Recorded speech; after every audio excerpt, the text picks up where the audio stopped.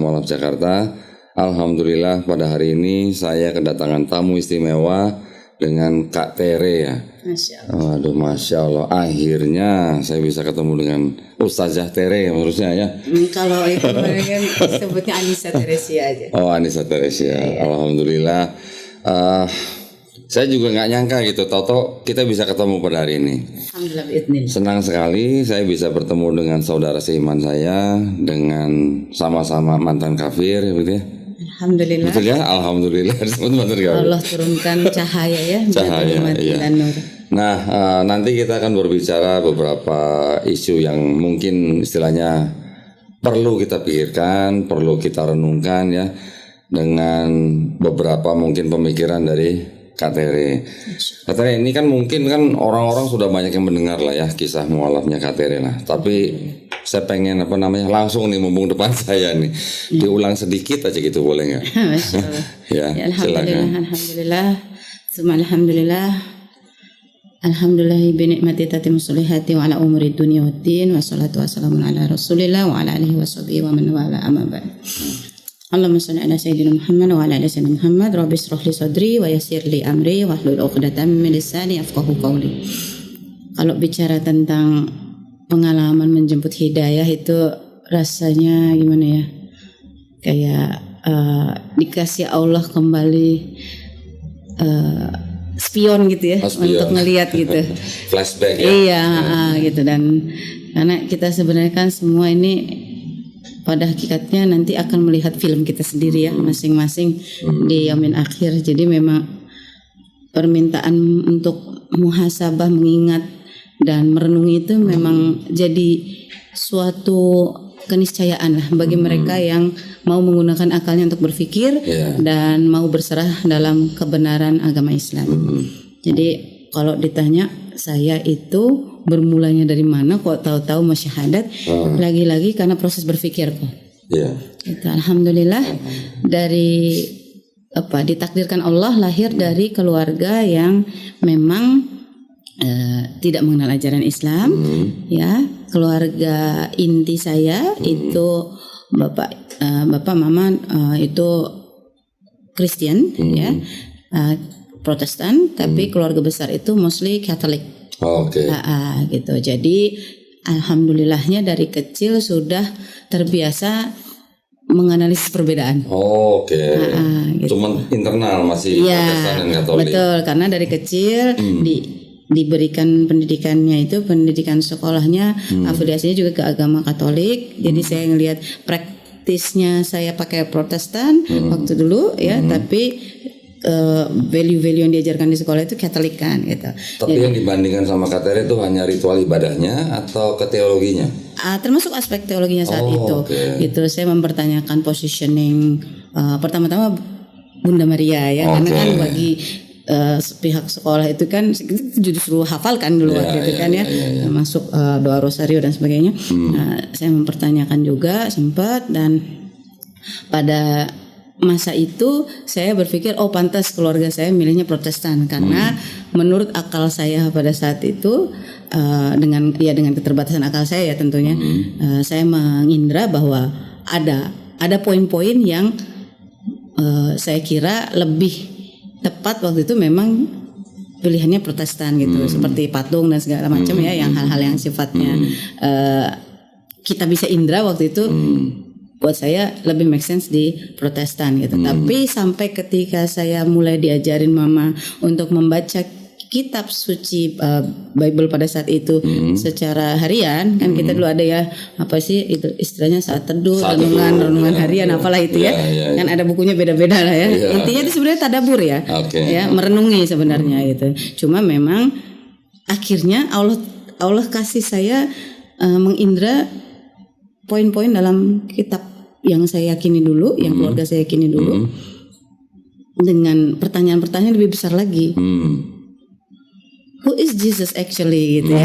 Karena memang di sisi lain, kalau kita ngomongin kitab Perjanjian Lama itu kan memang sebenarnya yang nggak relate sih sama kehadiran Jesus gitu ya. Cuma somehow selalu disambung-sambungkan karena dianggapnya silsilahnya anak Daud gitu ya. Tapi kalau kita lihat di Perjanjian Baru juga itu debatable gitu kan, karena jalurnya agak membingungkan kalau lihat silsilahnya Yesus dalam data fakta yang ada di Bible gitu. Dan puncaknya adalah ketika saya mulai mempertanyakan proses penyalipan. Gitu, karena di mana itu kan storynya kita tahu ya, Kaifayas sebenarnya yang punya ide ya untuk menyalibkan Yesus, gitu. Bahkan Yesus sendiri juga kondisinya pada saat di Taman Getsemani ya, yang kalau kita tahu adalah Supper dan sebagainya itu sebenarnya di dalam ini kita masih pakai perspektif Christianity dulu ya. Di dalam Bible-nya pun disebutkan bahwa Yesus takut gitu ya. Yesus kalau bisa cawan ini ya kan diambil dariku dan sebagainya gitu ya. Tapi pada akhirnya proses penyalipan berlangsung, dan di situ dalam 4 kitab yang disebut Injil itu semuanya nggak ada yang satu suara lah gitu ya. Semuanya beda-beda gitu kan. Dari situ pertanyaan-pertanyaan tambah timbul lagi ya. Gitu. Dan waktu itu saya SMP sih. Jadi saya mempertanyakan Perjanjian Lama, jadilah terang dan jadilah gelap, tapi kenapa benda langitnya datangnya ke hari kemudian gitu, hari kan. Itu pertanyaan saya. Terus itu SMP katanya. Iya, saya nanya itu ke SMP. Udah baca sedalam itu. Ya karena kan udah diajarin dari kecil kita udah diminta untuk baca. Jadi udah pernah istilahnya udah pernah selesai baca dari Kejadian sampai Maliaki, dari Matius sampai Wahyu itu udah pernah gitu. SMP ya, keren ya. Subhanallah. Waduh tua gitu. Alhamdulillahnya memang atmosfer baca itu biasa di keluarga. Jadi ya kita termasuk yang alhamdulillah dibiasakan membaca. Jadi ketika kita mulai membaca dan mulai mengkritisi, dari situlah mulai pertanyaan itu timbul. Tapi biasanya kan orang Kristen baca kan berurutan nih, dari depan ke belakang, lanjut lagi Matius sampai Wahyu gitu kan. Ketika sudah sampai di kitab mana, mereka lupa ada masalah yang di sebelumnya. Padahal ceritanya sama. Betul, gitu. Karena memang tidak biasa membandingkan, mensintesis. Iya, kalau dalam Islam kan kita diminta kalau tadabbur itu kan cari ayat-ayat yang sama terus baru dianalisis kan. Kalau mereka suruh baca kayak storytelling. Dan suruh hafalin. Dan itu yang bikin saya pusing ketika kitab mama saya sama kitab saya ejaannya beda kan. Jadi lain. Itu sesuatu lagi. Dan tapi karena waktu SMP itu saya nanya ke guru saya bilang hal-hal yang sifatnya tentang ketuhanan Yesus itu nggak boleh dipertanyakan. Kalau kamu mempertanyakan, kamu kurang beriman kan gitu lagi ya. Belum dijamah Roh Kudus. Jadi intinya disuruh ngaku dosa lah di kapel gitu ya gitu. Jadi akhirnya saya berpikir berarti ada hal-hal yang saya harus terima aja gitu ya. Jadilah saya mulai dogmatis sampai ketika Allah kasih saya perjalanan hidup di kampus ya. Jadi prosesnya udah mulai tuh dari TK SD SMP saya sekolah Katolik, terus pas SMA saya masuk SMA negeri. Dari situ saya sudah mulai melihat ada perbedaan. Jadi saya kembali mulai menganalisis lah kecil-kecilan. Kalau teman-teman Muslim kayak gini, yang non Muslim kayak gini gitu ya. Terus biasanya sayangnya tuh saya suka bingung tuh kenapa harusnya kalau lagi pelajaran agama Islam kenapa yang Kristen disuruh keluar, harusnya diem aja. Itu karena ada SPN. Sistem Pendidikan Nasional. Iya, padahal kan harusnya kalau kita sudah paham isi Al-Qur'an, ya kan? Itu Al-Imran kan bilang kan kuntum khairu umat. Ya kan? Jadi harusnya kita kan amar ma'ruf nahi munkar menyampaikan pada ahli kitab. Nah, itu PR tersendiri. Ya udahlah, kita letakkan itu di tempat lain dulu. Kita bahas lagi. Pas SMA saya sudah mulai melihat ada selain perspektif kebenaran versi yang diajarkan keluarga dan gereja, ada perspektif kebenaran di luar itu. Dan kita karena koridornya adalah konstitusi, kita saling menghormati dalam Pancasila, ada sekian agama yang diakui di negeri ini, kita lah ya, it's agree to disagree gitu ya. Tapi kita mengakui bahwa kita sama-sama mengakui ketuhanan yang Maha Esa. Tapi ketika saya mulai masuk ke dalam pertarungan pemikiran selanjutnya ke kampus. Dan pada masa itu pas banget itu saya tahun 98 ya saya kuliah. Jadi lagi seru-serunya arus informasi dibuka.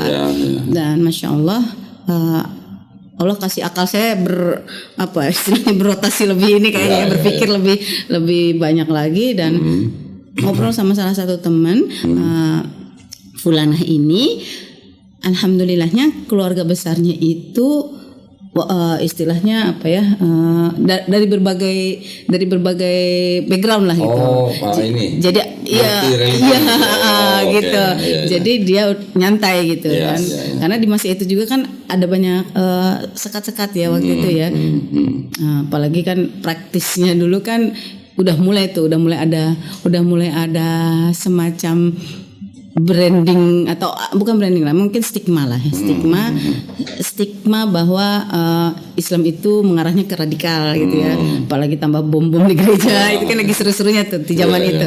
Nah, terus kita lagi ngobrol santai nih, namanya juga anak kampus biasa ya, kita bahas tentang berbagai fenomena.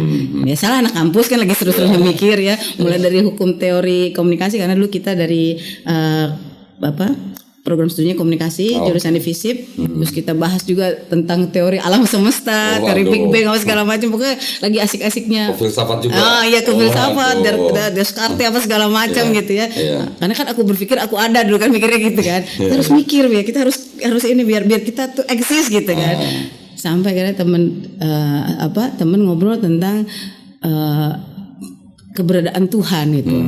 Nah dari situ karena kita sudah didogma secara tidak langsung didogma kan, kita bilang bahwa iya kita mengakui kok ketuhanan yang Maha Esa, tapi dalam yang saya yakini yang namanya ketuhanan itu termanifestasi dalam konsep Trinitas kan, itu yang selalu diajarkan dikonfirmasi ke kita kan, dan afirmasi setiap hari Minggu kan, ya kan. Jadi akhirnya saya menyampaikan itu dengan asumsi. Tahu dong di surat Matius kan sampaikanlah dan jadikanlah semua gitu.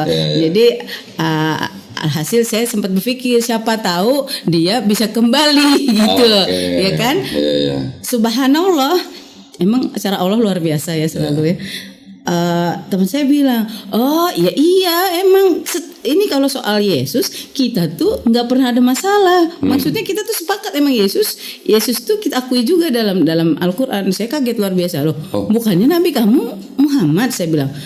Emang ada tuh kisah Yesus di dalam Al-Quran? Ya ada lah, sebelum Nabi Muhammad itu Yesus, tapi disebutnya Nabi Isa alaihissalam. Saat itu katanya nggak tahu kalau di nggak tahu. Karena kan semua yang dilihatin waktu di SMA itu semuanya berpusatnya di Nabi Muhammad semua. Allahumma sholli ala sayyidina Muhammad wa ala sayyidina Muhammad gitu ya. Dulu nggak ngerti, makanya mikirnya kan dia bawa satu tokoh, ini satu tokoh kan gitu ya. Iya kan, tokoh-tokoh semua kan, Yahudi membawa tokohnya Nabi Musa kan dulu gitu. Itu yang diinjeksikan di kepala kebanyakan orang di Indonesia kan gitu. Gitu. Nah, tapi semuanya saudaraan, agama samawi bilangnya kan gitu. Nah, teman saya bilang gitu, saya shock juga. Jadi sebelum Nabi Muhammad Yesus Nabi Isa. Iya. Jadi dari Nabi Adam sampai Nabi Muhammad SAW semuanya nabi kalau di Al-Qur'an. Saya makin ini karena saya sempat mempertanyakan tuh di beberapa bagian dari Bible kan emang ada kan bahwa sesungguhnya nabi itu dimuliakan negeri orang, tapi di tempatnya sendiri. Matius 13:57. Ya, saya udah nggak mau hafal yang itu lagi, jadi saya memilih pokoknya saya masih ingat di part-part itu gitu. Nah, cuman teman saya bilang, oke. Pokoknya ini semua nabi, ini dalam Islam ya, ini semua nabi, tapi Tuhannya satu. Kan Tuhan yang Maha Esa, Allah cuma satu, gitu. Itu saya jadi kayak dikasih Allah flashback lagi, kasih spion lagi tuh. Ingat nggak kamu waktu SMP pernah nanyain kayak gini ya, gitu. Terus saya jadi, ya Allah, ya dulu bilangnya belum ini ya. Saya bilangnya dulu, ya Bapak. Saya banyak kan ngomong Bapak dulu. Allah Bapa ya yang ada di surga gitu, sesuai dengan yang diajarkan sama Yesus kan gitu. Kenapa jadi begini ya? Kok saya jadi dikasih lagi istilahnya interception ke situ lagi gitu. Akhirnya teman saya bilang, oke. kita kan agree to disagree ya. Kalau emang mau cari tahu sendiri ya. Ya karena takut juga kali mungkin ya kalau misalnya jadi agak sensi perdebatannya gitu. Terus oke, nggak apa-apa, kita kan mahasiswa biasa riset. Saya riset deh. Subhanallah, abis risetnya lumayan ya. Saya riset mulai dengan mencari tahu di dalam Islam itu apa aja, tapi nggak langsung ke Al-Quran. Awalnya saya, salah satu nemu ini buku. Alhamdulillah. Buku The Choice ya. Iya. Karangan almarhum Syekh Hamid Hidayat. Alhamdulillah. Iya. Allah yarham, beliau luar biasa. Allah kasih perjalanan beliau juga kan dalam proses dakwah itu luar biasa juga ya. Istilahnya ya ditolak sana sini dan emang begitu selalu formulanya. Setiap utusan Allah pasti formulanya sama, ditolak sana sini gitu, sampai akhirnya Allah berikan kemenangan pada waktunya. Dan Masya Allah akhirnya dari buku ini dan satu lagi bukunya Profesor Maurice Bucaille ya. Maurice Bucaille ini yang Al-Quran Bible Science. Itu saya baca juga dan akhirnya saya bikin komparatif study antara Bible dan Al-Quran gitu, sesuai dengan konsep-konsep yang disampaikan di buku ini gitu ya. Dan akhirnya saya ini kayaknya nggak bisa saya harus buka sumber aslinya. Kira saya nyari Al-Quran. Tapi ngomong-ngomong, katanya waktu itu dapat buku ini dari mana? Alhamdulillahnya waktu itu saya ke salah satu toko buku di Blok M. Saya ketemu buku ini. Toko buku apa? Maksudnya toko buku Kristen atau toko buku Islam? Inisialnya GA. Ya, alhamdulillah ya. Oke. Alhamdulillah. Gitu. Jadi sekarang udah tutup ya kayaknya ya. Gitu, sayang padahal itu buku tuh sumber ilmu sih, dan keluarga saya tuh biasa, bapak saya tuh punya satu ruangan isinya buku semua. Iya, dari kecil kita biasa lihat buku gitu. Bagus ya keluarganya. Iya, dan alhamdulillahnya dari situ saya makin penasaran gitu. Kenapa ya? Dan Allah bilang ini kan Al-Quran ini istilahnya penyempurnaan lah ya, versi yang disempurnakan dari kitab-kitabullah sebelumnya, ya kan? Dan ini rasanya bukan sembarangan Allah kasih ayat pertama yang turun ke Rasulullah SAW itu Iqra gitu kan. Dan mulailah saya mengikra Al-Quran dengan metodenya kan bacanya kebalik tuh. Kalau Bible dari sini, Quran dari sini. Saya ikutin. Kalau teman-teman saya kebanyakan yang mualaf, la haula wala quwata illa billah, dia dengan santainya bukan langsung ketemu sama Al-Ikhlas. Dari belakang. Iya, jadi kayak dapat jalur cepat gitu. Jalur tol. Iya, langsung gitu kan dikasih. Nah, saya baca sesuai dengan runutannya dari Al-Fatihah, baca Al-Baqarah. Loh, kok ini kisahnya mirip ya. Ini sama yang istilahnya Pentateuch ya kalau di gitu ya, gitu. Ya kan, terus masuk lagi baca loh. Oke, ternyata di sini yang termasuk yang dikurban itu Nabi Ismail, bukan Nabi Ishak gitu. Tidak tertulis namanya. Tetapi dari urutannya kita bisa tahu siapa gitu lah ya. Karena setelah insiden tidak jadinya disembelih anak yang tunggal itu, baru ada kabar akan kelahiran anak yang soleh, yaitu Ishak. Yang Ishak ditulis namanya. Betul, itu kan yang versi Bible kan gitu kan. Jadi kayak makin mikir lagi gitu. Terus habis itu sambung lagi kan kisah-kisah para nabi yang lain gitu ya. Sampai akhirnya ngelihat loh, iya ya Nabi Lut malah di fitnahnya kok serem amat ya. Jauh ya. Iya kan, horor banget lah masa melakukan incest pada anak sendiri gitu. Kok jahat amat ya. Sementara di sini dikasih tahu ada yang memang kaumnya memfitnah dia gitu. Terus baca lagi kan sampai kisah nabi-nabi tuh saya coba ibaratnya saya coba sandingkan gitu. Nabi Daud juga kisahnya mirip gitu kan. Tapi kenapa kok giliran Nabi di sini Salomo dan Sulaiman ini kok mindsetnya yang ini lebih kepada aspek pencapaian dunianya gitu kan. Sementara Allah kasih tuh di surat Al-Baqarahnya ya dijelasin bahwa bukan Nabi Sulaiman yang kafir karena istrinya. Al-Baqarah 102 kalau saya nggak salah. Jadi dijelaskan bahwa yang jin-jin itu yang kafir gitu, Okay. ya kan? Nah, dan memang pada masa itu sihir itu sangat aman, bahkan Harut dan Marut itu malaikat yang emang Allah turunkan untuk nguji orang-orang di zaman itu. Gitu. Tapi kan di sini disebutnya kan malah Salomonya playing magic gitu. Nah, jadi dan pernah musyrik karena mengikuti istrinya. Ya disebutnya seperti itu, gitu kan? Nah itu kan lagi-lagi sesuatu yang ini another mindset gitu. Terus sampai akhirnya ketemu kisah Nabi Isa. Itu saya ingat di ayat 200-an lah di Al-Baqarah. Saya ikutin terus. Makin seru kan. Masuk ke surat Ali Imran. Loh ini kok kisahnya kisah orang tuanya Bunda Maria gitu kan. Waktu itu masih orang tua Bunda Maria. Terus saya baca lagi. Loh kok ini nyambung ya. Terus saya nyambung lagi kan sampai surat An-Nisa. Itu padahal masih potong-potong ya kayak puzzle kan. Iya. Puzzle. Tapi di situ disebut bahwa Nabi Isa itu menghidupkan orang mati biiznillah, semuanya dengan izin Allah. Berarti kan posisinya saya makin kayak ada alarm gitu di kepala tuh kayak iya masa iya Tuhannya kan gitu ya. Itu akalnya tuh dikasih alarm gitu sama Allah. Cuman lagi-lagi ya karena di sini kan udah di udah ya kalau di dogma itu kan pasti kan masuknya ke aspek rasa ya. Kadang-kadang jadi kita nggak berpikir gitu. Masuknya ke alam bawah sadar. Terus udah saya baca lagi sampai ketemu Al-Maidah gimana? Sebelum Al-Maidah ketemu surat An-Nisa dan di situ kan ada kisahnya penyalibannya 157. Dan 158 dan puncaknya 171. Ya kan ya ahlul kitab, janganlah kamu berlebihan dalam agamamu, sesungguhnya Isa putra Maryam itu hanyalah seorang rasul. Itu kayak di sambung lagi tuh. Dan janganlah kamu bilang Tuhan itu 3 itu pok gitu ditabok gitu ya biar bangun gitu. Terus Allahu Akbar. Terus saya jadi yang itu shocknya luar biasa ya. Otak saya kayak di blender gitu. Saya bilang wah ini this is too much nih. Saya kayak abis nemu data yang restricted gitu ya. Saya nggak sanggup nih. Sementara waktu itu kan masih zamannya harian koran masih dibuka ya. Di ini ya diterima dalam bentuk print ya. Dulu langganannya tahulah koran yang inisialnya ke belakang S itu ya. Ya kan orang tua pasti baca itu.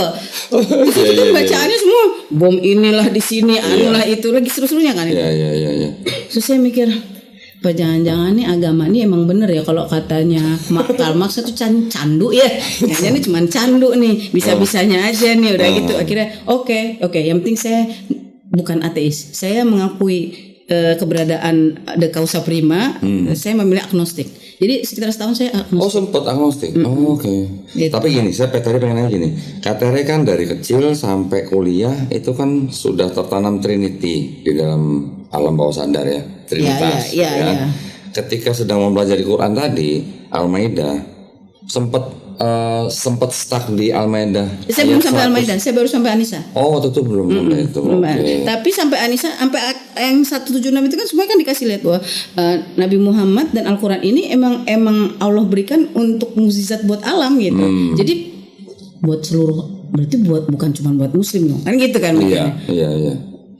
Tapi lagi-lagi hati itu kan makanya dibilang kan kalau maaf tuh yang dilangkan hatinya. Karena kadang-kadang akalnya itu udah ngerti pun kalau hatinya masih keras udah nggak mempan gitu. Izin Allah akhirnya setelah sekian lama saya agnostik, subhanallah itu saya diizinkan Allah untuk mencoba mencerna hal-hal yang menurut saya ini udah areanya udah area yang intangible karena datangnya lewat mimpi gitu. Saya pernah mimpi yang subhanallah mimpinya itu saya mimpi terbujur kaku dalam keadaan gelap sempit. Allahumma sholli ala sayyidina Muhammad. Itu tiba-tiba ada cahaya yang makin terang dan nanya. Siapa Tuhanmu, siapa nabimu? Masya Allah. Allahu Akbar, saya masih diizinkan bangun dalam kondisi keringat dingin. Itu ini saya kayak lagi ngebayangin spion ininya ya. Dan itu saya sampai nangis jadi-jadinya. kan nggak ada yang bisa minta mimpinya jenisnya kayak apa gitu. Dan pada saat itu saya udah agnostik, saya doa tuh saya kepada pemilik kehidupan. Waduh. Udah saya gitu aja, pemilik alam semesta, pemilik kehidupan, engkau yang maha tahu, saya hambamu, walaupun saya nggak percaya lagi semua agama. Dulu saya segitu. Tapi waktu agnostik itu masih tinggal sama orang tua? Iya. Setelah muslim pun masih tinggal sama orang tua. Dalam kondisi sir ya, nggak declare gitu. Tapi waktu masih agnostik itu keluarga gimana? Nggak? Ya cuman bertanya-tanya aja, nih anakku nggak pernah ke gereja lagi gitu. Itu maksudnya nggak dipertanyakan gitu. Ditanyain gitu. Apalagi mama saya kan inilah ya termasuk yang aktif gitu dan saya lagi ngurusin tugas kuliah gitu. Lagi asik-asiknya kuliah gitu kan. Gitu subhanallah. Ya itu momen saya untuk berpikir tuh kayak yang selama ini udah dapat data, udah dapat fakta, terus kita cuekin, terus kita dikasih fakta bahasanya ya goib lah ya itu ya, fakta spiritual yang nggak bisa ngeset kamu besok mau mimpi indah apa gitu, nggak bisa order. Iya, nggak bisa order gitu. Jadi Kak Terik setelah baca Quran malah agnostik dulu. Iya. Baru dapat mimpi. Iya. Jadi cuman kalau dipublikasi kebanyakan langsung diloncatin tuh, langsung tahu dapat mimpi.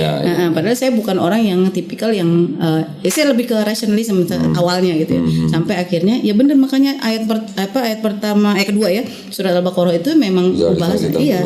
Jadi emang ini kita buat yang beriman. Iya.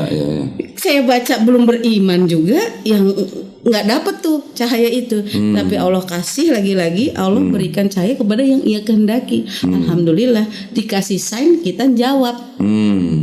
Dan setelah itu saya ketemuin teman saya itu yang sempat cerita tentang posisi Yesus itu adalah Nabi Isa. Saya ketemu, saya bilang, saya mau udah syahadat dong. Hah? Ya bener aja kamu kan gitu kan.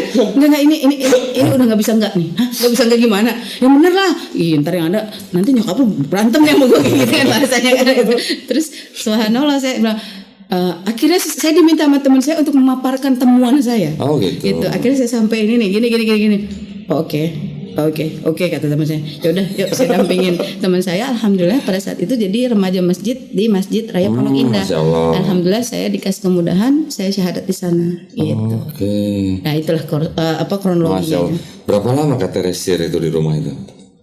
Berapa lama ya sampai ketahuan kena. Itu tragedi. Sampai setahun, 2 tahun? Sekitar setengah tahunan lah. Itu juga awalnya saya lupa gitu, saya naruh mukena, kakak saya mau minjem baju kan, biasa kakak cewek-cewek semua kan suka tuker-tukeran baju tuh. Terus ambil aja tuh di kamar, di lemari. Tahu-tahu kakak saya teriak-teriak, mama apa nih kakak saya gitu. Lihat nih apa yang kutemukan. Nah lo astagfirullahaladzim, ketahuan mukenanya gitu. Mukena ya ketahuan. Mukena ketahuan. Abis itu saya dipretelin deh tuh. Kalau isi kamar diperiksa, buku-buku termasuk yang di istilahnya di sweeping gitu. Subhanallah. Kena razia. Ya melewati apa yang umumnya dirasakan teman-teman mualaf lah. Gitu. Terus mama histeris dong. Oh iya pasti. Ya namanya nggak ada lah orang tua yang pengen anaknya berbeda keyakinan ya. Gitu. Saya akhirnya ngungsi ke papa saya karena papa saya dulu sudah lebih dulu masuk Islam. Berapa tahun sebelumnya? Aduh saya lupa karena memang papa saya tuh sama mama kan separate. Dalam Kristen kan nggak ada perceraian. Papa saya nikah lagi dengan seorang muslimah gitu. Ya udah terus akhirnya saya sempat ngungsi di papa saya gitu. Kok sama? Saya juga papa saya masuk Islam duluan. Iya makanya itu ya. 7 tahun sebelum saya masuk Islam. Saya nggak berani nanya sih karena saya awalnya tuh saya agak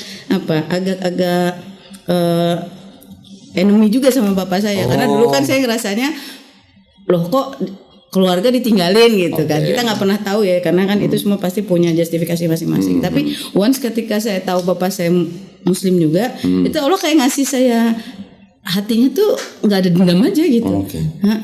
Gitu. Jadi ya alhamdulillah waktu itu saya sempat ngungsi juga di bapak saya sampai akhirnya saya qadarullah ya Allah kasih skenario kehidupan mulai bisa mandiri secara finansial. Akhirnya saya hidup mandiri gitu. Alhamdulillah ya, keren banget ceritanya loh. Masya Allah, itu berarti ya memang sudah takdir Allah ya, sudah. Ya betul. Sudah diizinkan gitu lah ya. Ya semua pasti kan biiznillah, tapi lagi-lagi setiap saya dulu punya motto everything happens for a reason and the final reason it must be Allah gitu. Jadi nggak akan terjadi semua ini kalau nggak Allah ACC. Bedanya apa antara Allah ACC untuk kebaikan sama Allah ACC untuk hal yang nggak baik? Nanti dampaknya apakah yang ini memberikan kita nikmat keberkahan, maka itu ACC untuk kebaikan. Kalau Allah ACC untuk bikin kita makin jauh dari Allah, itu sebenarnya istidraj. Gitu. Ya, betul. Masa terus setelah itu berapa lama terus apa namanya? Lagi mau belajar nih. Ya, Lagi mau belajar kan abis udah ke kick out dari rumah kan. Mau belajar nih, ceritanya di suatu ketika di masjid di kampus. Kampus saya Depok dulu ya. Dan subhanallah pas lagi mau ke kampus, mau ke masjid di kampus, itu saya lagi selingkuh, teman saya bilang, ngapain di situ? Mau nyari guru ngaji kan gitu kan. Soalnya belajarnya kan katanya kan ya abis itu belajar ngaji lah dengan belajar baca Al-Qur'annya kan gitu, dengan lafaznya yang memang sesuai huruf hijaiyahnya gitu. Subhanallah, teman saya situ banyak rekrutmen untuk apa? Iya itu loh, itu yang radikal itu. Oh gitu ya. Udah deh, pokoknya kalau Islam tuh simpel, Islam tuh indah, mudah dan sederhana. Yang penting kamu kan udah syahadat. Terus yang kedua, kamu belajar sholat. Udah mulai belajar sholat. Udah sih pakai buku itu tuh dulu kan yang gambarnya. Nah ya itu, Masya Allah itu emang rezeki ini semoga jadi amal jariah ya buat para penulis kitab ini. Iya Masya Allah. Dah terus abis itu nah ini kan bentar lagi bulan puasa. Belajar puasa. Kalau puasa juga dari zaman Kristen juga udah puasa gitu kan. Ada kan kita puasa gitu. Iya cuman kan beda ininya nih dari fajar ke maghrib. Oh iya ya udah. Terus habis itu ntar kalau udah punya uang sendiri bayar zakat ya. Zakat yang wajib tuh yang pas habis bulan puasa tuh bayar zakat fitrah. Terus habis itu zakat mal lah minimal katanya. Ntar kalau terakhirnya kalau ada rezeki dari Allah naik haji. Udah itu segitu doang gampang katanya. Oh ya oke. Dah habis itu mulailah saya terdampar di lautan luas yang saya kira saya udah Islam. Ternyata saya baru di pintu gerbang kemerdekaan ya kan. Baru sampai situ doang tuh kayak baru kita. Iya, baru di pintu. Baru depan pintu. Iya. Jadi baru ibaratnya masih di parkiran ya, belum masuk. Lagi nyari parkir gitu ya. Iya. Mungkin di lobi lah. Oh, di lobi. Kan udah boleh masuk kan. Ya, berapa lama di lobi? Nah itu lama, subhanallah. Sampai akhirnya Allah kasih kejutan demi kejutan yang ujungnya adalah saya jadi ingat surat Al-Anbiya 35 tuh ya, bahwa kita semua yang bernyawa pasti akan mati, kita akan diuji dengan kebaikan dan keburukan dan hanya kepada Allah kita kembali. Terus subhanallahnya mama saya pulang. Sebelum pulang mama saya itu jadi dari saya kelas 3 SD mama saya itu kena kecelakaan, kena spine-nya itu jadi rusak itu syaraf. Jadi dari yang tadinya wanita karir jadi benar-benar lumpuh total gitu. Tapi mama saya alhamdulillah menunjukkan spirit yang luar biasa sehingga tetap dari kursi roda itu mendidik anak-anaknya. Saya berempat perempuan, saya anak keempat dan satu adik laki-laki. Jadi kita tetap Masya Allah merasakan nikmatnya dibimbing sama mama yang pada saat itu nggak ada sosok ayah padahal gitu. Subhanallah itu benar-benar saya belajar banyak episode kehidupan tuh dari kekuatan belief ya yang diajarin mama saya. Bisa tuh yang mah ini lagi nggak ada uang mah kita makan apa ya mah, tenang nak pasti Tuhan kasih jalan. Nah itu tuh itu yang kadang-kala saya kayak ngerasa itu yang namanya iman gitu kan ya. Tapi sayangnya makanya kita dalam surat Al-Kahfi kan selalu diingatkan kan bahwa untuk memperingatkan yang masih bengkok imannya gitu. Mereka beriman tapi sayangnya terbengkokkan gitu. Lalu mama saya itu qadarullah pada saat saya sudah alhamdulillah sudah mapan secara finansial, udah mulai bisa membantu mama gitu ya. Terus mama saya kena cancer. Mama kena cancer, jadi dalam kondisi udah di tempat tidur, mama kena cancer dan kata dokternya nggak bisa diambil cancernya karena kondisi kesehatan mama sebelumnya udah nggak cocok untuk pengobatan kemo gitu. Ya udah jadinya pakai herbal dan ternyata makin buruk. Tapi mama tuh bisa yang modalnya kalau didatengin pasien datang gitu ya, keluarga pada datang gitu kan. pada nangis. Tahu sendiri orang Batak nangis-nangisnya. Nangis harus dengan kayak seperti ritual gitu ya. Iya, pakai harmoni itu ada nada C, ada nada E gitu ya, nada rame gitu jadi pakai suara paduan suara. Tapi mama bilang, kenapa kalian nangis? Jangan nangis.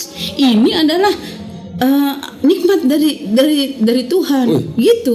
Bisa ngomong gitu? Iya, karena aku sudah memikul salibku kata mama. Konsepnya kan gitu kan, ya kan? Kalau di dalam Kristiani. Nah, subhanallah. Saya masih mama bagus spirit keimanannya, tapi sayangnya mama nggak tahu sih kalau Yesus itu Nabi Isa bukan Tuhan gitu ya. Cuman saya kan nggak punya ilmu untuk menyampaikan ke mama gitu ya, dan sayanya juga masih berputar di situ aja tuh karena nggak belajar Al-Quran, nggak bisa ngaji, dan sampai akhirnya saya ada di posisi di mana saya terdampar di pemikiran feminisme, bilangnya sih Muslim feminisme ya, which is sebenarnya nggak ada ya Muslim feminisme itu ya. Dibilangnya ya perempuan Muslim juga harusnya bisa tetap berkarya apa segala macam, dan akhirnya saya tuh ngerasa ya udah ya saya berkarir sesuai dengan apa yang saya dapatkan, dan memang pada saat itu saya diuji dengan kesuksesan. Dari segi pencapaian keartisan, alhamdulillah lah ya. Kalau dibilangin ngetek tere cek keluarlah langsung ya kan, nggak usah pusing nyari siapa orangnya, udah kedetek. Terus subhanallah saya diuji di level selanjutnya.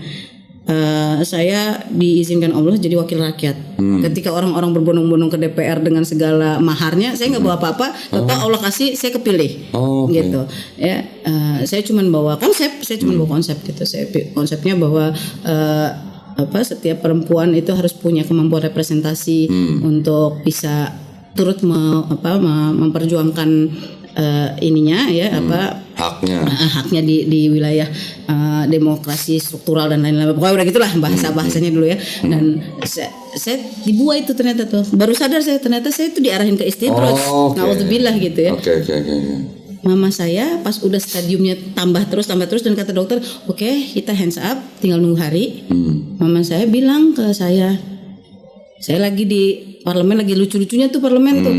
Lagi tunjuk-tunjukkan gitu. Iya, pokoknya lagi banyak drama-drama inilah ya, drama-drama parlemen tahulah sendiri gitu ya. Terus mama bilang, "Nak, berjuang bisa di mana aja loh, Nak." Sambil ngeliatin TV lagi DPR lagi berantem banyak kan tuh ya. Gitu. Terus iya mama saya udah tahu, saya udah capek di dalam gitu. Saya juga pingin, udahlah, saya sebagai orang yang emang biasanya nggak nyaman kalau harus berpalsu-palsu gitu ya. Terus iya mah kayaknya mau mundurkan diri mah. Iya. Terus jadi muslim yang bener ya. Itu kayak ditampol pok gitu. Sorry gimana mamanya bilang? Jadi muslim yang bener ya, Nak. Mau jadi muslim bener. Itu mamanya udah ngomong gitu. Iya. Keren bener. Subhanallah ya. Subhanallah. Iya kan, lagi-lagi ya kan, yang ya semua itu kan atas izin Allah ya. Iya. Kita dikasih pesan itu bisa dari mana aja loh gitu. Itu yang kayak, hah? Jadi sama ini aku belum dianggap muslim ya kayak gitu ya. Astagfirullahaladzim gitu kan. Terus ya Allah udah mulai tuh kayak dikasih lampu sama Allah gitu, peringatan lagi gitu. Saya bilangnya kode keras lagi nih kayak dari Allah gitu ya. Dan gak lama kemudian mama meninggal. Gitu. Terus saya langsung ya Allah, astagfirullahaladzim. Itu keingat terus ya. Akhirnya saya mundurkan diri karena di saat yang bersamaan papa saya masuk rumah sakit juga. Jadi mama saya meninggal, papa saya masuk rumah sakit. Pokoknya itu ujiannya bertubi-tubi gitu. Papa saya diabetes dan jantung. Kakinya sampai udah hitam, tapi papa nggak mau diamputasi. Qadarullah, papa saya divorce sama istrinya itu. Gitu. Terus pas saya lagi ada di situ, ya taulah namanya juga keluarga besar. Kristiani gitu ya. Pasti kan ada ininya kan, ada kalau yang Katolik ada sakramen orang sakit, yang ini ada penghiburan, nah semua lengkap lah itu pasukan gitu ya. Sampai saya juga domba yang hilang kemarin lah gitu kan. Domba yang hilang. Iya, padahal saya bukan domba ya. Nah, gitu, tapi subhanallah akhirnya, nah itu saya pas ngerjain tesis, saya juga lagi ngelanjutin kuliah lagi kan. Saya ngerjain tesis. Saya tuh sangat amat suka sama rasionalisme kan. Jadi saya sukanya belajar gitu. Saya lagi ngerjain tesis, saya bilang sama papa saya, "Pak, maaf ya Pak, saya nggak bisa nemenin di rumah sakit. Satu, nyebelin banget nih kalau dengerin beginian mulu gitu ya. Dengerin orang-orang pakai siraman rohaninya nggak satu server gitu kan. Terus udah gitu tanyainnya bolak-balik lagi kan, kapan kembali gitu kan. Justru udah kembali. Iya, udah balik gitu. Alhamdulillahnya karena saya di sini Allah tadabur sampai surat An-Nisa. Walaupun cuma sampai surat An-Nisa, habis itu saya nggak pernah tadabur lagi waktu itu. Karena ya itu tadi udah dikasih sama teman saya, dikasih jalur cepatnya gitu aja. Jadi saya nggak, ya udah pasti benar gitu. Kena virus juga lah sama kayak kebanyakan orang-orang yang kan gitu kan, menganggap Al-Quran udah pasti benar terus nggak dipelajarin gitu. Tapi pas papa saya di last minute, terus saya lagi-lagi saya dikasih kode keras lagi sama Allah. Saya pernah mimpi itu sama, udah cahaya lagi gelap makin terang, suruh nanya, Bapak kamu meninggal secara apa? Kan saya bingung, masa iya kayak begini saya tanya ke bapak saya gitu kan. Itu sampai 3 kali tapi kan berturut-turut mimpinya. Tapi kan papa muslim waktu itu. Itu dia, saya bingung. Terus akhirnya kan saya coba beraniin diri, saya datang sama asistennya papa saya yang muslimah ya, itu perempuan. Jadi udah kayak saudaraan lah gitu karena seumuran sama saya. Ke sana dia yang ketemu duluan tuh sama adik saya. Si Fulana ini nanya, "Kemana tulang?" Kan kita manggilnya kan ini kan pakai bahasa Batak. Ini abis ngurus catatan sipil bapak. Hah? Emang kenapa? Ganti KTP, balik lagi ke Kristen. Nauzubillah, nggak lama kemudian bapak saya meninggal. Dan itu benar-benar kayak mama saya 2012, papa saya 2013, itu saya kayak ditampar bolak-balik gitu, kayak dikasih Allah. Kayak ditampar pipi kanan kasih pipi kiri gitu. Iyalah, emang harus mau kasih. Iya kan, kalau ditampar sama Allah harus dikasihnya bolak-balik ya, gitu. Biar sadar gitu. Kalau nggak sadar kita. Kadang-kadang kan kalau kita ditariknya ke istidraj, kita nggak sadar. Alhamdulillah Allah kasih peringatan berupa kematian, dan kata Rasulullah SAW kan sebaik-baiknya secerdas-cerdasnya orang adalah orang yang selalu belajar dari kematian. Gitu. Dan dari situ itu saya malah padahal secara emosional tuh lebih dekat sama mama. Tapi waktu mama saya nggak nangis. Pas papa saya meninggal saya malah nangis. Kenapa? Karena saya sedihnya, ya Allah, itu bisa ya udah dikasih cahaya iman, last minute. Wallahu alam lah ya, saya nggak berani bilang bahwa bapak saya itu 100% murtad. Saya nggak tahu lah kalau kata guru-guru jangan terlalu ngetok bahwa itu pasti bapak kamu udah murtad. Kita kan nggak tahu apa yang terjadi di alamnya beliau gitu ya. Mungkin sampingnya lagi berusaha ini, kalau Allah kasih lisannya tetap ikhlas, Allahu alam gitu. Oke. Tapi skenario yang itu kan kita nggak pernah mau kan. Kita kan pengennya kalau kita ngaku kita bersyahadat, kita ngaku kita seorang muslimah, kita kan pasti pengennya ending kita itu dibalut sama kain kafan, husnul khotimah, dan pulangnya itu ya sesuai dengan tata cara Islam. Bapak saya ya jadinya kayak mama saya lagi. Dengan kondisi yang itu saya nangisnya lebih kepada lagi nangisin diri sendiri sih. Tapi tunggu sebentar, itu papa baliknya itu karena kemauan papa atau? Wallahu alam. Saya kan lagi ngerjain tesis waktu itu, jadi saya nggak berani berspekulasi lah gitu, karena papa saya sendirian waktu itu, yang muslim sendirian kan.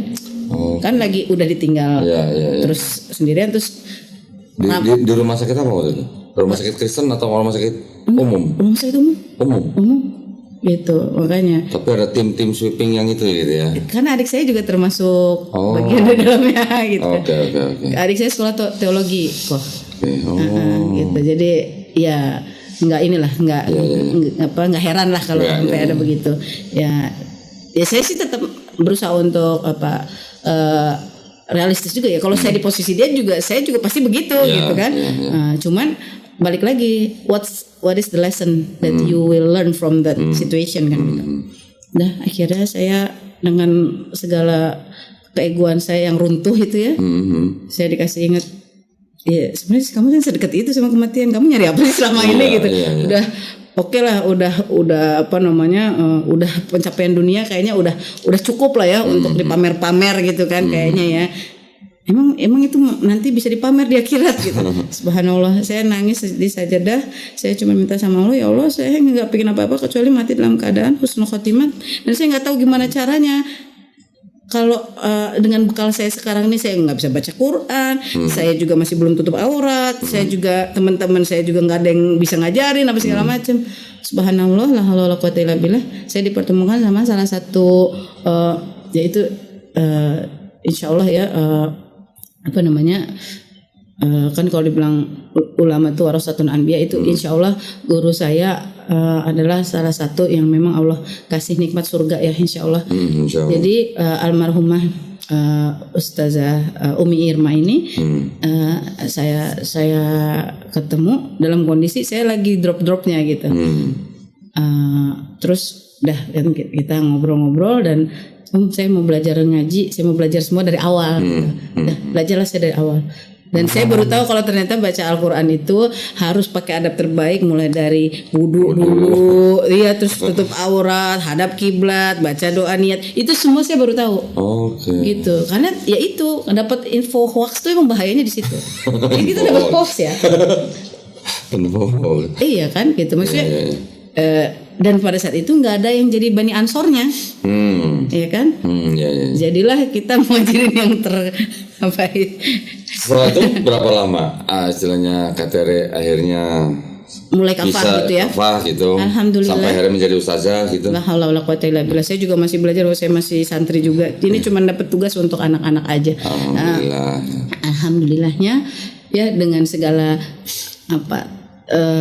dinamika perjuangan membaca Al-Quran. Saya tahu kok rasanya persis ya kalau teman-teman yang susah banget sih belajar huruf hijaiyah. Enggak, itu sebenarnya Allah lagi ngapusin dosa-dosa kita. Iya, ibaratnya itu banyak karat tuh ya, lagi gosrek sih gitu. Iya, betul. Gitu. Alhamdulillahnya Allah ngasih saya semangat. Emang ya saya orangnya nggak suka kalah gitu ya dulu ya, maksudnya nggak suka kalah dalam keterpurukan gitu. Kalau misalnya saya harus bisa gitu. Nah itu alhamdulillah saya dapatkan dari pembelajaran sama mama saya gitu. Walaupun dalam kondisi terpuruk apapun, kalau dikasih ujian ini pasti udah dikukur sama Allah gitu. Nah, itu mungkin lebih iya gitu. Itu diajarin sama mama. Sayang mama kitabnya masih yang belum ori gitu. Itu doang masalahnya. Gitu. Jadi alhamdulillah sama Umi Irma diajarin dan mulai dituntun. Akhirnya saya dari yang Iqra 1 2 3 4 5 6 gitu kan terus udah mulai masuk Al-Qur'an. Alhamdulillah akhirnya saya bisa baca Quran dan hataman yang pertama. Nah, alhamdulillah habis itu saya udah mulai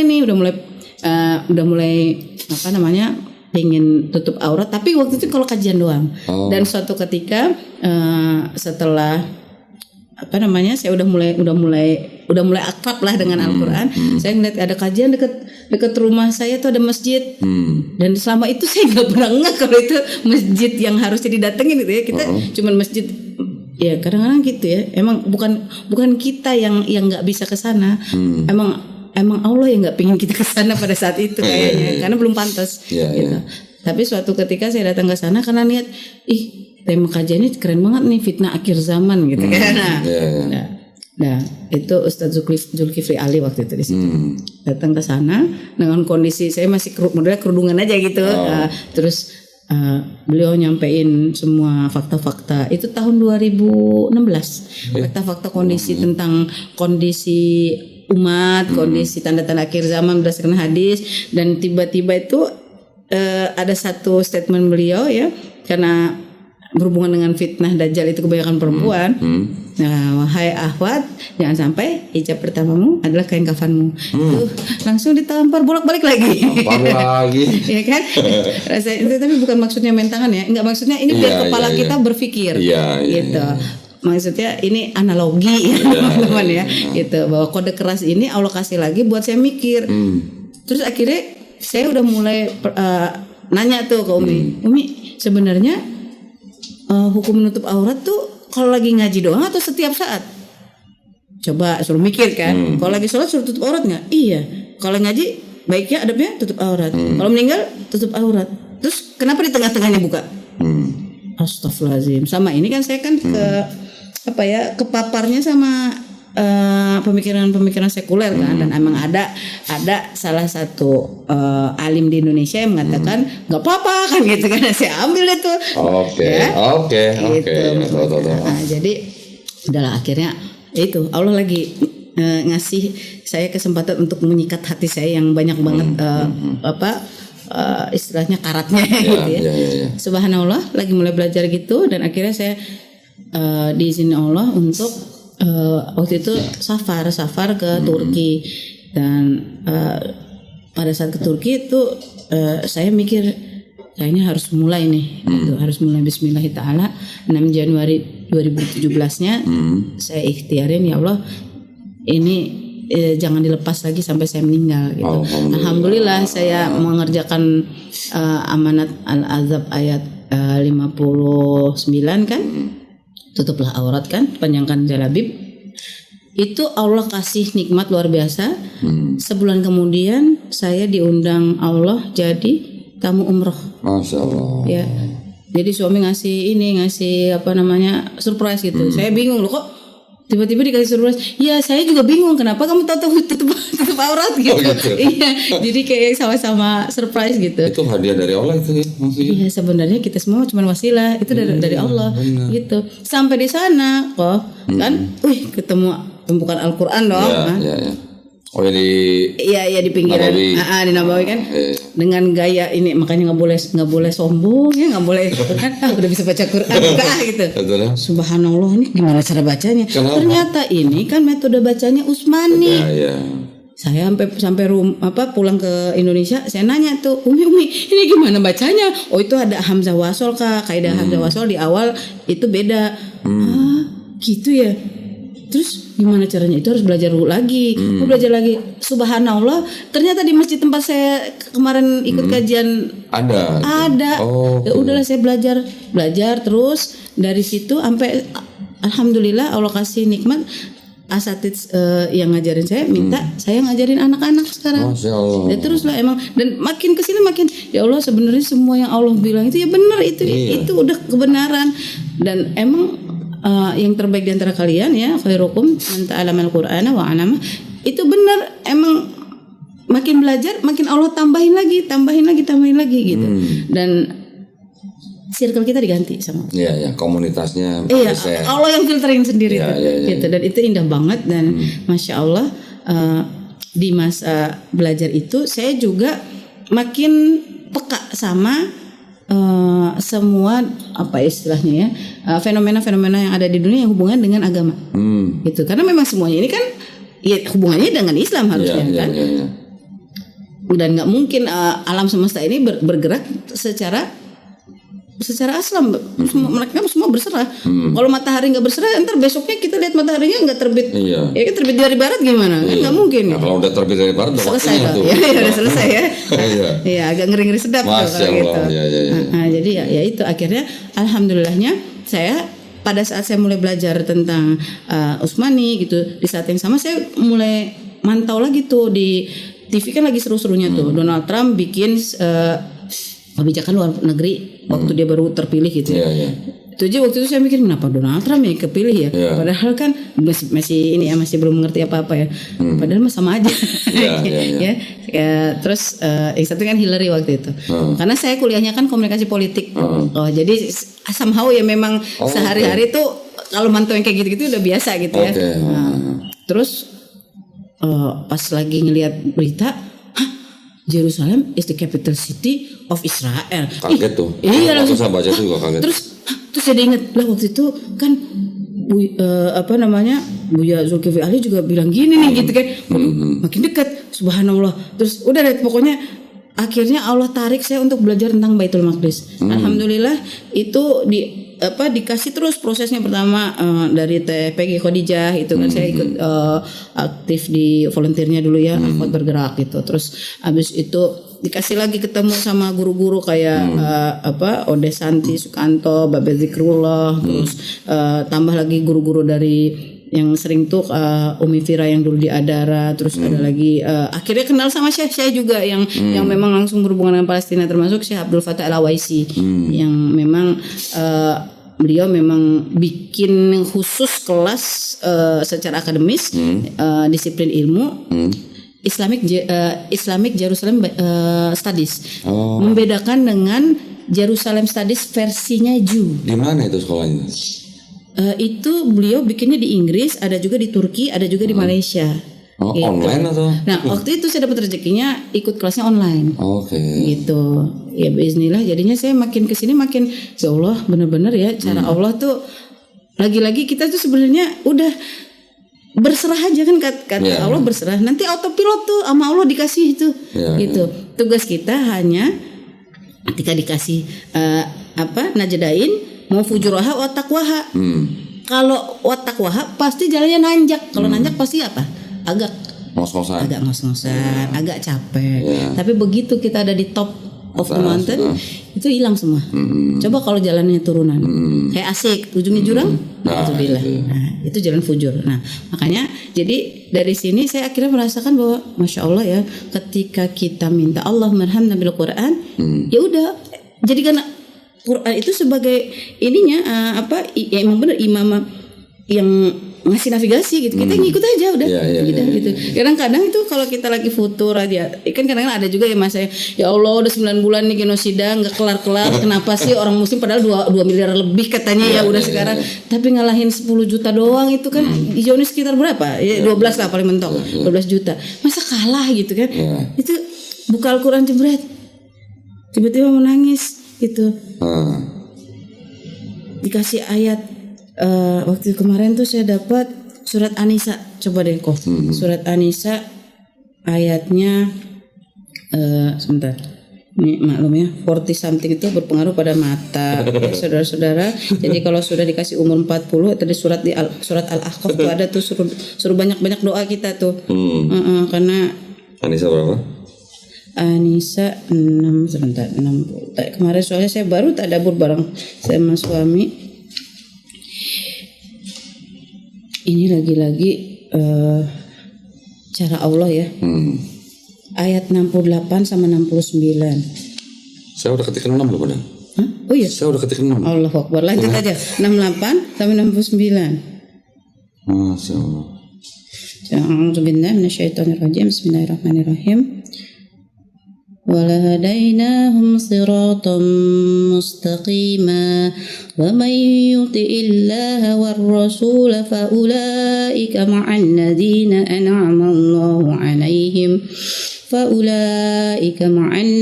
أنعم الله عليهم من النبيين والصديقين والشهداء والصالحين wahasuna ulaika rafiqa. Sadaqallahul azim. Dan pasti kami tunjukkan kepada mereka jalan yang lurus. Dan barang siapa menaati Allah dan Rasulullah sallallahu alaihi wasallam, maka mereka itu akan bersama-sama dengan orang yang diberikan nikmat oleh Allah, yaitu para nabi, para pencinta kebenaran, dan orang-orang yang mati syahid, dan orang-orang soleh. Mereka itulah teman yang sebaik-baiknya. Maha benar Allah dengan segala firman-Nya. Jadi kalau kita lihat yang mati syahid paling banyak sekarang siapa? Saudara-saudara kita di Baitul Maqdis ya, di Palestina, khususnya di Gaza, tapi juga di tepi barat juga nggak kalah banyak yang meninggal. Dan Rasulullah SAW pernah bilang ke para sahabat, akan selalu ada segolongan umatku yang berada dalam kebenaran, dan orang-orang kafir itu nggak akan bisa mengganggu mereka, dan mereka akan tetap stay seperti itu sampai yaumil qiyamah. Para sahabat nanya, di mana itu ya Rasulullah?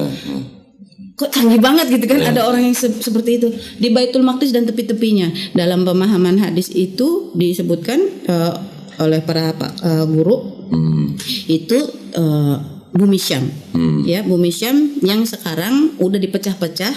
Kalau secara tata negara modern dibilangnya jadi Palestina, Jordan, Suriah, dan Lebanon. Ya, jadi 4 itu sejak perjanjian Sykes-Picot 1916, ya kan? Nah, itu sama Allah lagi dikasih preview gitu. Nih kayak gini nih orang-orang yang nggak akan pernah istilahnya nggak akan pernah kalah karena mereka selalu berada dalam kebenaran. Kita lihat 95% warga Gaza itu ahli Quran ya. Kalau kayak kita kan masih belum bisa dibilang sampai ini ya, karena belum mungkin ya. Kalau mereka kan udah kayak ini aja dipencet cekrek keluar ayatnya gitu dan ngerti.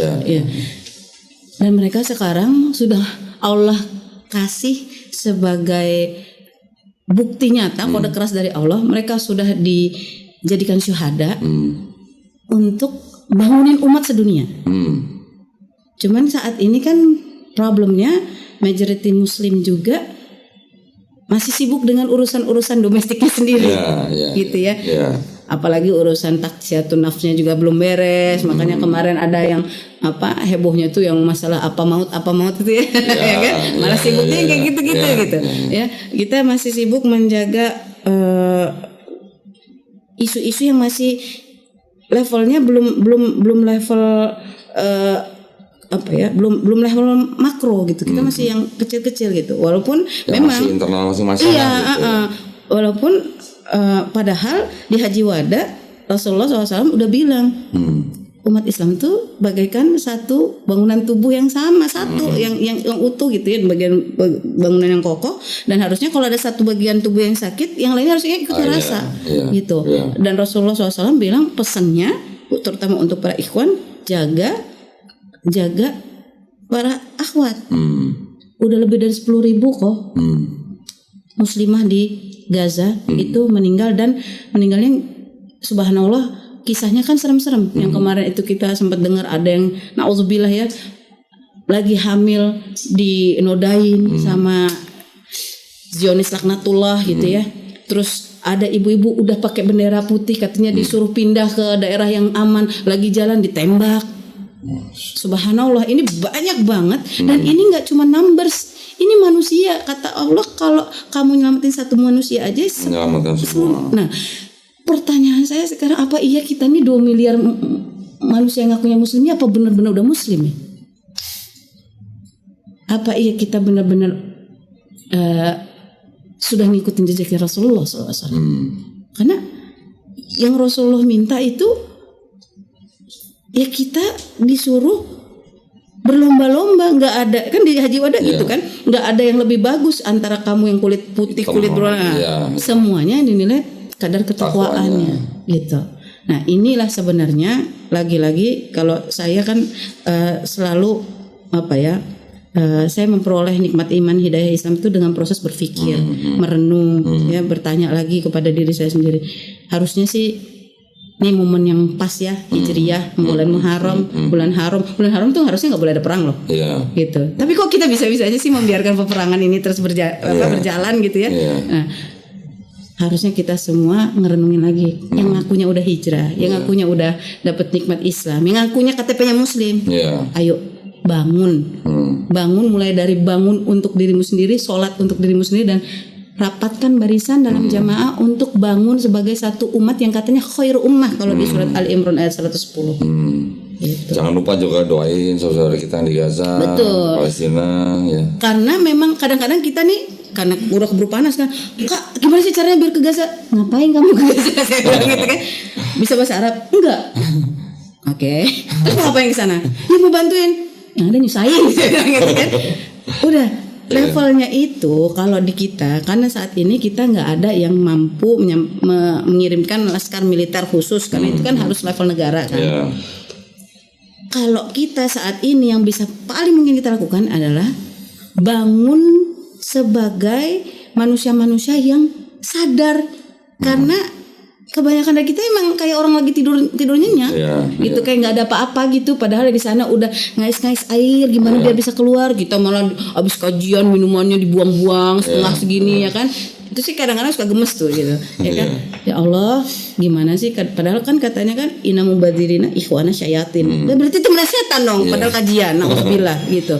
Nah, terus buat yang mualaf juga ya, Bismillah, mudah-mudahan kita abis ini bisa makin gaspol gitu. Karena kalau saya ingat kisahnya salah satu mualaf di eranya pembebasan Konstantinopel, itu Zenganus Pasha pasti tahu lah ya. Itu kan dia sampai bikin pasukan Janissary ya, yang isinya memang para pejuang yang mualaf yang emang siap pasang badan gitu. Merah-merah itu pokoknya jadi pasukan yang paling berani mati. Iya, siap emang karena tahu transaksi sama Allah itu balasannya surga. Gitu. Syahid. Iya, syahid fisabilillah. Nah, kita ini sekarang ada di episode kita banyak tapi kayak buih di lautan. Kenapa? Kalau waktu itu kata Rasulullah SAW pas ditanya para sahabat kan, emangnya waktu itu jumlah kita sedikit? Ya Rasulullah, justru banyak. Cocok kan kayak kondisi sekarang. Betul. Lah kok bisa ya Rasulullah? Karena kenawahan, cinta dunia, takut mati. Kita kan sekarang lagi di episode itu, lagi pada cinta dunia, takut mati. Padahal saudara-saudara kita di Gaza, di tepi barat semuanya pasang badan, bahkan anak kecil-kecil itu bilang, wallahi nggak apa-apa, tumpahkan darah kami ya Allah untuk menjaga Al-Aqsa. Karena Al-Aqsa ini kiblat pertamanya Rasulullah SAW, yang Rasulullah menghadap ke Al-Aqsa bahkan lebih lama daripada ngadap ke Ka'bah. Di sini 14,5 tahun, di sini sisanya. Nah, makanya Rasulullah SAW ketika habis Isra Mi'raj itu makin rindu bahwa Al-Aqsa juga akan dibebaskan. Kalau Fatu Mekah udah dikasih di surat Al-Fath, Allah jaminkan pasti akan dimenangkan. Tapi kalau yang ini ada prasyarat. Prasyaratnya itu dimenangkan apa? Kalau umatnya bersatu. Nah, ini PR kita sekarang. Nah, ini sekarang kan masalahnya kan setiap negara nih udah dibuat sekat-sekat nih. Padahal sekatnya kan kelihatan. Sekatnya nggak kelihatan. Berarti sekatnya imajiner. Berarti adanya di sana. Di sini penjajahannya. Betul. Penjajahannya di akal. Gitu. Kita harusnya kalau kita ngakunya umatnya Rasulullah, kan pesannya Rasulullah apa jelas? Satu umat, berikan hadiah terbaik. Karena disitulah titik padang mahsyar dan padang mahsyar kita. Baitul Maqdis itu nanti kalau kita dimatikan, bangkitkan kembali, titik GPS-nya di situ. Nah, bayangin kalau titik GPS itu aja nanti kan semua akan bersaksi. Terus tanah itu bersaksi, dia nggak pernah loh bantuin saudaranya Muslim. Mau apa kita? Ditambah lagi ntar anak-anak Palestina bilang, ya Allah kami mengadu ya Allah, nggak ada Muslim yang bantuin kita kecuali disebutlah nama orang-orang yang emang berbuat baik untuk Baitul Maqdis. Terus nama kita nggak disebut gimana? Na'udzubillah. Bahkan yang terakhir ada seorang ibu bilang, saya akan bilang, kan ditanya, ibu ada pesan nggak buat orang-orang di seluruh dunia? Saya akan bilang ke Rasulullah, ya Rasulullah jangan berikan syafaatmu kepada orang-orang yang munafik ini. Ngeri nggak itu? Nah ini sebenarnya lagi-lagi peringatan, ya. Nadhiru wa basiro, sekaligus kabar baik buat yang mau nerima golden ticket ini buat masuk ke surga. Karena bayangin kalau nanti kita udah dalam kondisi yang sangat amat kan ngeri tuh ya, padang mahsyar, hisab itu kan ngeri. Terus tahu kita dapat syafaat dari Rasulullah SAW dan ada anak-anak Palestina yang iya Rasulullah, dia bantuin kita walaupun cuman doa di sepertiga malam, walaupun cuman berapa rupiah, tapi dia istiqomah dalam setiap zakat infak sedekahnya, walaupun cuman sekedar posting sehari satu postingan perjuangan para mujahid di Palestina, tapi mereka bersama kita ya Rasulullah. Maka tolong selamatkan si fulana, dan mudah-mudahan itu kita nanti. Jadi Al-Quran ini, amin Allahumma amin, Al-Quran ini nanti akan menyatukan orang-orang yang benar-benar ahlul Quran, bukan sekedar subhanallah na'udzubillah, jangan sampai ya yang di kerongkongan. Nggak sampai masuk hati. Wallahu a'lam bishawab. Masya Allah, alhamdulillah. Ini baru pendahuluan ya? Iya, sedikit pendahuluan, banyak ya. Subhanallah. Ini pendahuluannya sejam. Berarti habis ini subhanallah. Berarti habis ini kita masuk sesi 1 ya. Masya Allah. Mungkin nanti bikin serial aja kali kau. Serial aja, Masya Allah. Nah, saya jadi nggak berasa loh 1 jam loh. Iya makanya. Beneran nggak berasa loh 1 jam loh. Udah pas udah langsung tutup aja. Alhamdulillah banyak banget pelajaran yang kita bisa ambil ya. Dengan tadi flashback perjuangan KTR, dari mulai berpikir, dari mulai ketemu temen kampus, dari mulai akhirnya baca buku The Choice ini, sampai akhirnya syahadat, sampai akhirnya baca Quran, sempat agnostik ya. Baru ada titik yang dimulai pada waktu KTR mulai menjadi muslim yang kafah. Alhamdulillah bahkan sampai ke momen KTR mulai menutup aurat, itu juga semuanya sudah stage-stage yang memang harus Alhamdulillah, Masya Allah, terima kasih banyak KTR ya. Sama-sama kok. Ini sesi pendahuluan ya. Nanti sesi-sesi berikutnya insya Allah di lain waktu. Amin, gitu ya. Alhamdulillah, terima kasih banyak. Juga buat para pemirsa, terima kasih banyak atas perhatiannya. Mudah-mudahan tadi yang KTR sampaikan bermanfaat buat kita semua ya. dan mudah-mudahan kita nanti disatukan di jannah di tempat yang Allah SWT. Amin ya rabbal alamin. Baik, kita jumpa lagi di episode selanjutnya. Akhir kata, wabillahi taufiq wal hidayah. Wassalamualaikum warahmatullahi wabarakatuh. Waalaikumsalam warahmatullahi wabarakatuh. Jazakallahu khairan katsiran. Wa jazakumullahu khair. Kodoni dan seluruh tim. Barakallahu fikum. Gak berasa bener 1 jam. Mau. Jangan tiga dulu, Rik. Udah? Belum. Nah, ini dari tadi saya taruh sini. Saya mau kasih KTR. Masya Allah, alhamdulillah. Masya Allah, ini persembahan dari salah satu subscriber Dondita. Masya Allah, Rasul Usmani lagi ya, mantap. Ya, ini dengan menggunakan kertas yang jenisnya lebih mewah gitu lah ya. Insya Allah. Ini diberikan kepada Studio Gramualaf kepada tamu-tamu spesial. Masya Allah, alhamdulillah. Yang datang ke Studio Gramualaf Jakarta. Mohon diterima dengan baik. Alhamdulillah. Wa fikum barakallah. Allahumma arhamna bil Quran. Pokoknya sebaik-baiknya sahabat dunia akhirat ada Al-Quran. Jangan tinggalkan Al-Quran. Mulai hari dengan Al-Quran, tutup hari dengan Al-Quran. Insya Allah Al-Quran akan bersama kita sampai kita pulang ke jannah dan naik ke atas sesuai dengan bacaan Quran kita masing-masing nanti. Amin.